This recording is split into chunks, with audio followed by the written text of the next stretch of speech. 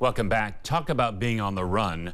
Marathon runner Mina, is it Mina? Mina Ghuli, great name, is running with a mission. It's not just for the thrill of it. She is running around the world in support of finding a solution for the global water crisis. It's good to have you with us. Thanks, Joe. I admire you so much. You have such passion. I've got to find out, though, you're from Australia, yes, originally, yep, and you've been traveling, you've been running around the world. I have been running around the world, literally. How did this start? When I grew up in Australia, we grew up through 10 years of drought. I think people in this part of the world know and understand very well what it means to be without water.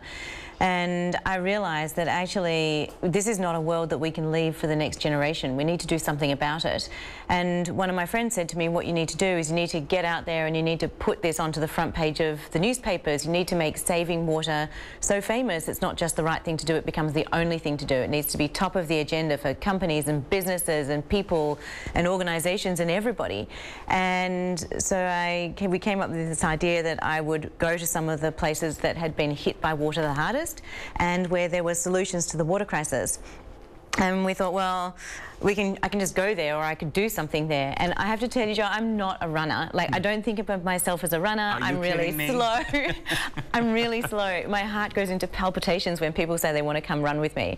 But we came up with the idea that if I ran a marathon, so the reality about marathons is that in kilometres, a marathon is 42 kilometres, 26 miles. Yeah. And the difference that experts predict we will be in deficit between the amount of water we have and the amount of water we need is 40%. So experts say that there will be a 40% difference between demand for water and the supply of water by 2030, 12 years, less than 12 years from now.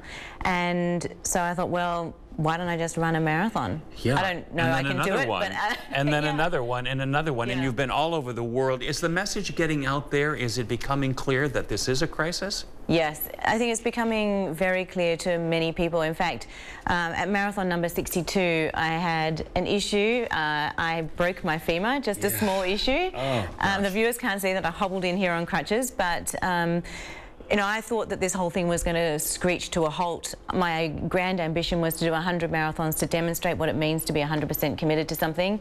And at 62, when I couldn't run anymore, I thought it was all going to fall apart. And what actually happened is that people all over the world started running my miles for me. Oh, great.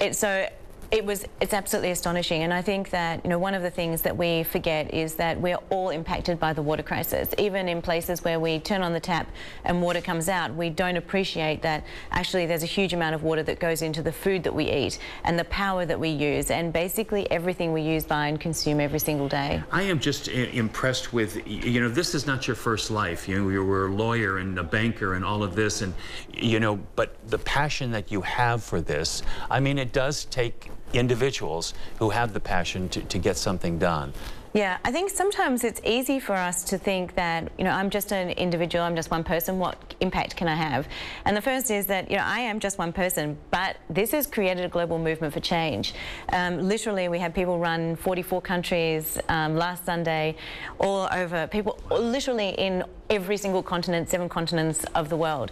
And I think it's easy for all of us to think, what impact am I going to have? We actually did a piece of research with one of our partners, Colgate, who came up with this result that showed that if every single person who had heard about our campaign just did one thing, turned off the faucet when they brushed their teeth, we would save over 50 billion gallons of water. Oh my gosh. It's unbelievable. So it's a simple thing, big impact. You are an inspiration, and you'll be heading out tomorrow on your next leg of your trip. No pun intended. Oh, no pun intended. It was so great to meet you. Thank you very much, Joe. Made my day. Thank you so much. All right, we'll take a break, and we'll be right back.